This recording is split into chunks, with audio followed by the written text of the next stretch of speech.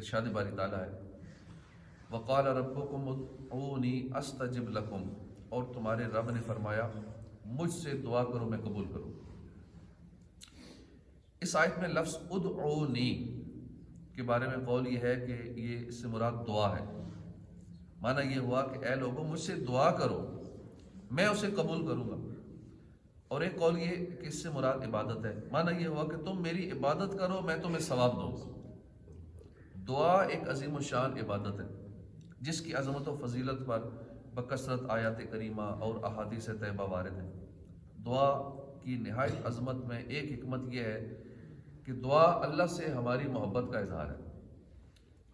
بس اس کی جو شان الوہیت ہے، الوہیت کے حضور ہماری عبدیت کی علامت، اس کے علم و قدرت اور عطا پر ہمارے توکل اور اعتماد کا مظہر ہے، اور اس کی ذات پاک پر ہمارے ایمان کا اقرار اور ثبوت ہے۔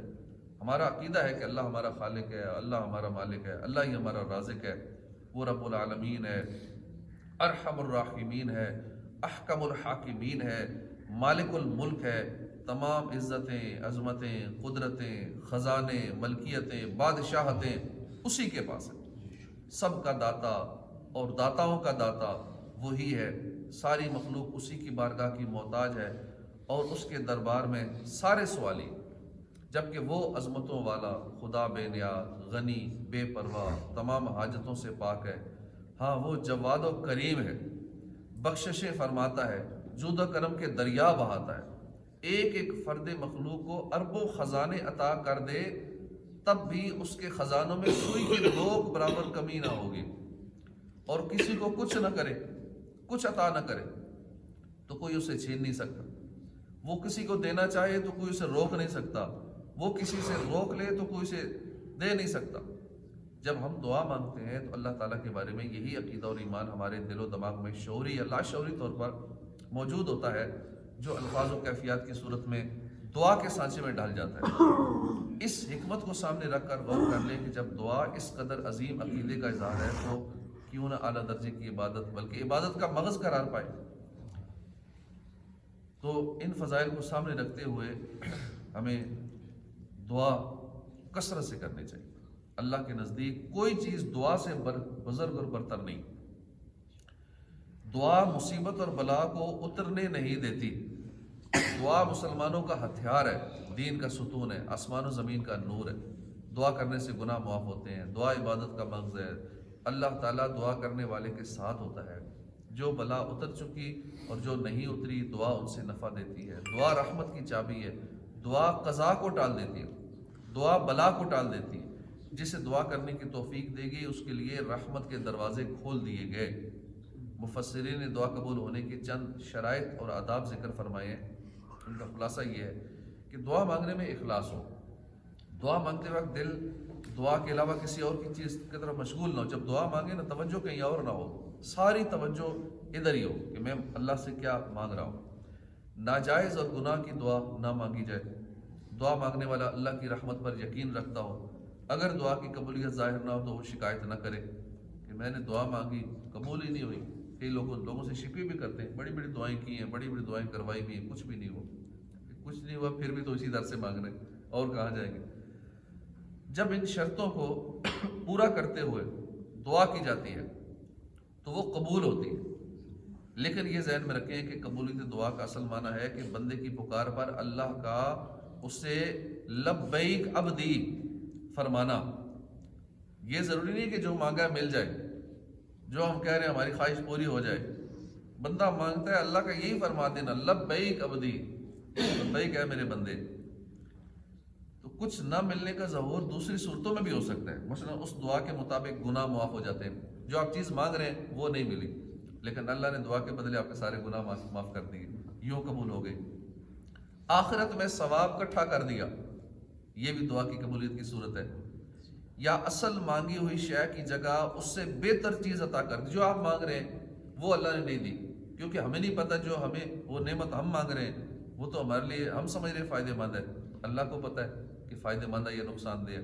ہم مانگ رہے ہیں اللہ 1 کروڑ روپے عطا کر دے، اب اللہ کو پتہ ہے 1 کروڑ سے ملے گا تو اس نے 1 کروڑ سے یہ گناہ کرنے ہیں، اس نے یہ ناجائز کام کرنے ہیں، اس نے تو زکوٰۃ بھی نہیں دی نے، تو یہ جہنم میں چلا جائے گا، گناہ گار ہوگا، اللہ اس کو نہیں دے گا۔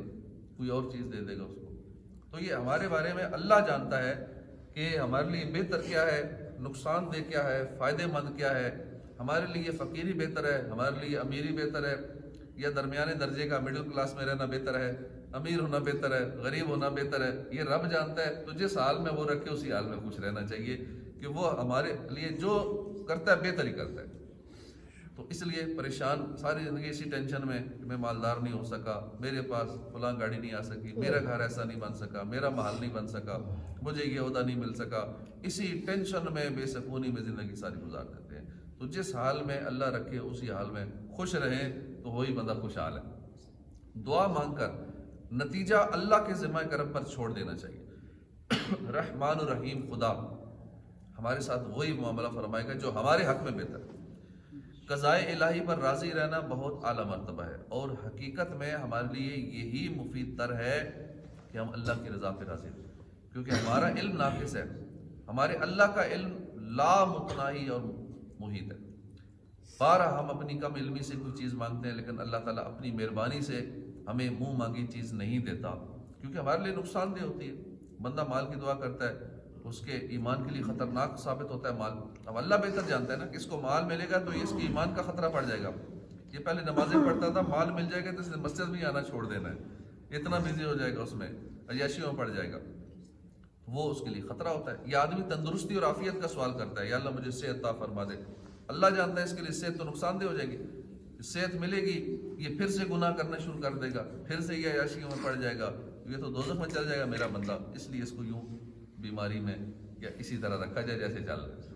تو اس میں ہمیں خوش ہو جانا چاہیے کہ اس بیماری میں ہی میرے لیے فائدہ ہوگا، اسی ٹینشن میں ہی میرے لیے فائدہ ہوگا. کئی بیچارے پریشان ہوتے ہیں، میرا اتنا پیسہ چوری ہو گیا، اتنا یہ نقصان ہو گیا، کاروبار میں یہ نقصان ہو گیا. حالانکہ ہم نے تو آج دن تک کسی کا کچھ نہیں کیا، کوئی کسی کا نقصان نہیں کیا. اور واقعی ہوتا بھی ایسا ہے. وہ بندے جو مسئلہ بیان کر رہے ہوتے ہیں، ہم انہیں جانتے ہوتے ہیں کہ واقعی یہ تو بہت اچھا انسان ہے، نیک آدمی ہے، کسی کا برا نہیں کرتا، پھر بھی اس کے ساتھ ایسا ہو رہا ہے تو یہ اس کے فائدے کے لیے ہو رہا ہے. بندہ پریشان ہوتا ہے کہ میرے ساتھ ایسا کیوں ہو رہا ہے.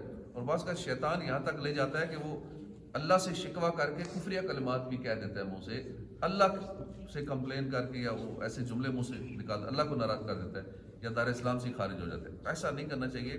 اگر ہم سمجھتے ہیں کہ ہم بڑے اچھے آدمی ہیں، بڑے نیک ہیں، سارا کچھ اچھا کر رہے ہیں، پھر بھی ہمارے ساتھ یہ ہو رہا ہے تو کیوں ہو رہا ہے؟ ٹھیک، اچھا ہو رہا ہے، جو ہو رہا ہے اللہ کر رہے ہیں تو ٹھیک کر رہے ہیں، اسی میں ہی فائدہ ہوگا. تو وہ سمجھتا ہے کہ ہمیں تندرستی چاہیے یا کیا چاہیے. آدمی عافیت کا سوال کرتا ہے. علم الہی میں دنیا کی تندرستی آخرت کے نقصان کا باعث ہوتی ہے، تو یقیناً ایسی دعا قبول نہ کرنا بندے کے لیے زیادہ اچھا ہے. نبی کریم صلی اللہ علیہ وسلم کی دعائیں بہت جامع ہیں. ان میں سے کچھ دعائیں ہمیں منتخب کر لینا چاہیے اپنے لیے، جو جامع دعائیں، اور روزانہ وہ دعا مانگنی چاہیے. مثلا اے اللہ مجھے ایمان، تقوی، صحت و عافیت، خوشیوں خوشحالیوں والی لمبی زندگی عطا فرما. خالی نہ کہیں اللہ لمبی زندگی عطا کر، یا کسی کے لیے دعا کر یا اللہ اس کو لمبی عمر دے.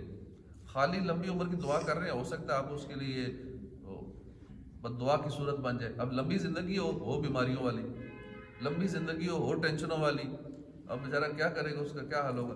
لمبی زندگی کی دعا دیں، ساتھ صحت و عافیت و نیکیوں والی، تقوی والی، خوشیوں والی، خوشحالیوں والی، وہ لمبی زندگی.